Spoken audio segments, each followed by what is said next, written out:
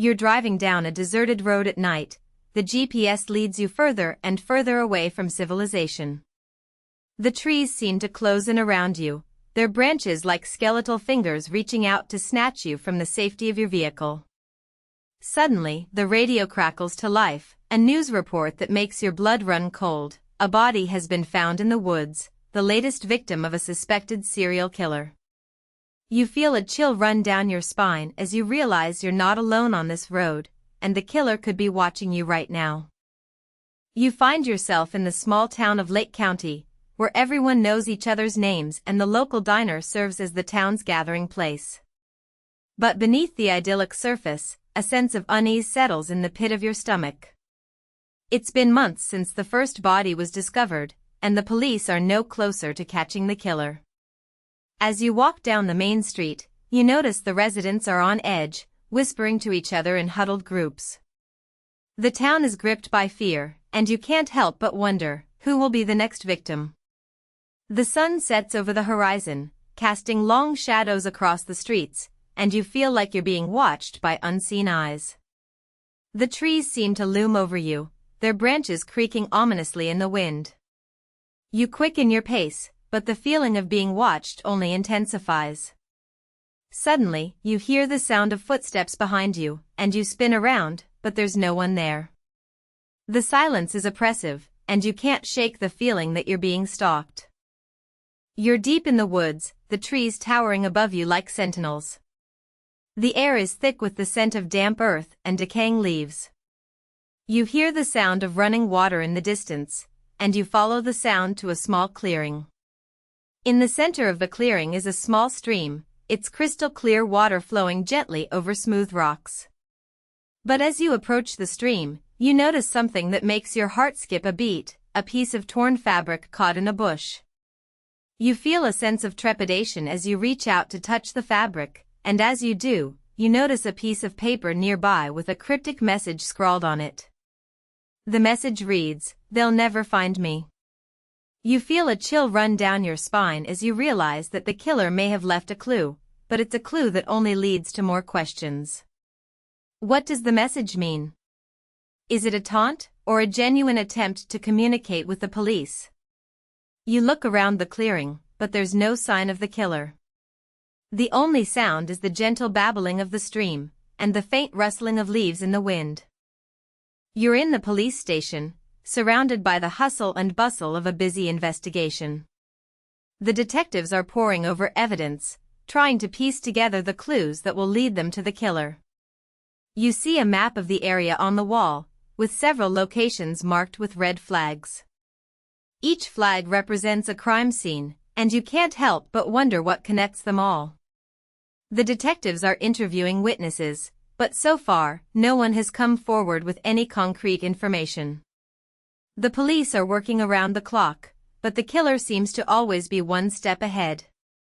You feel a sense of frustration and desperation as you watch the detectives work, knowing that time is running out for the next potential victim. The phone rings, and a detective answers, his expression grim. "We've got another body," he says, his voice low and serious. The room falls silent, and you feel a sense of dread wash over you. The killer has struck again, and the investigation has just become a lot more complicated. You're in a dimly lit interrogation room, the only sound being the soft hum of a recorder. A suspect is seated across from you, their eyes cast downward in a mixture of shame and defiance. The detective is questioning them, trying to get to the bottom of their story. But as the questioning continues, you start to feel a sense of unease. Something doesn't add up. The suspect's alibi checks out, but you can't shake the feeling that they're hiding something. And then, just as you think you're getting close to the truth, the suspect drops a bombshell. They're not the only one involved. There are others, and they're still out there, watching and waiting. You feel a chill run down your spine as you realize that the case is a lot more complex than you thought. The suspect's words hang in the air, and you can't help but wonder, who are these other people, and what's their role in the killings? You're standing in a crowded courtroom, the air thick with tension. The trial is underway, and the prosecutor is presenting the case against the suspect. The evidence is mounting, and it's clear that the suspect is guilty. But as you look around the courtroom, you see the faces of the victims' families, their eyes filled with tears and sadness. You feel a sense of sorrow and regret, knowing that nothing can bring back the loved ones they've lost. The judge bangs his gavel, and the courtroom falls silent. The verdict is in. The suspect is guilty of multiple counts of murder. You feel a sense of relief wash over you, knowing that justice has been served. But as you look at the suspect, you can't help but wonder, what drove them to commit such heinous crimes? And will they ever show any remorse for their actions? The suspect is led away in handcuffs, and the courtroom erupts into a mixture of tears and cheers. You feel a sense of closure, but you know that the case will haunt you for a long time to come. You're standing in front of a memorial, dedicated to the victims of the serial killer. The sun is setting, casting a golden glow over the scene. You feel a sense of peace and reflection, knowing that the case is finally closed. But as you look at the names on the memorial, you can't help but wonder, what can we learn from this case? How can we prevent such tragedies from happening again? The wind rustles through the trees, and you feel a sense of melancholy wash over you.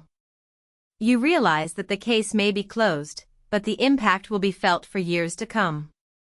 You look around, and you see the faces of the people who were affected by the case. You see the determination in their eyes, the resolve to make sure that justice is served. And you know that as long as we remember the victims, and the lessons we learned from this case, we can work towards a safer, more just society. But as you turn to leave, you hear a faint whisper in the wind, the killer may be caught, but the darkness remains. You feel a chill run down your spine, and you can't help but wonder, what's lurking in the shadows, waiting to strike again? Thanks for watching this true crime story. If you liked this video, be sure to like and comment below with your theory on the case. Don't forget to subscribe for more true crime content, and hit that notification bell to stay up to date on our latest videos. And if you're feeling brave, join our community to discuss this case and many more. But be warned, once you enter the world of true crime, there's no turning back. The darkness is always waiting, just beyond the edge of town. So, what do you think? Was justice served in this case? Or are there still more secrets waiting to be uncovered? Let us know in the comments below, and we'll see you in the next video.